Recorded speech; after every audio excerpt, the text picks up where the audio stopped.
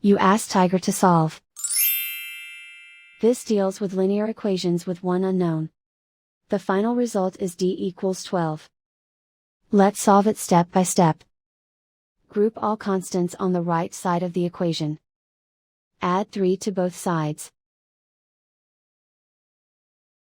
Simplify the arithmetic.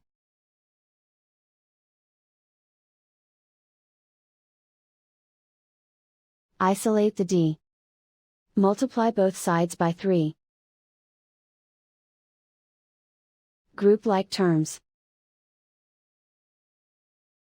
Multiply the coefficients.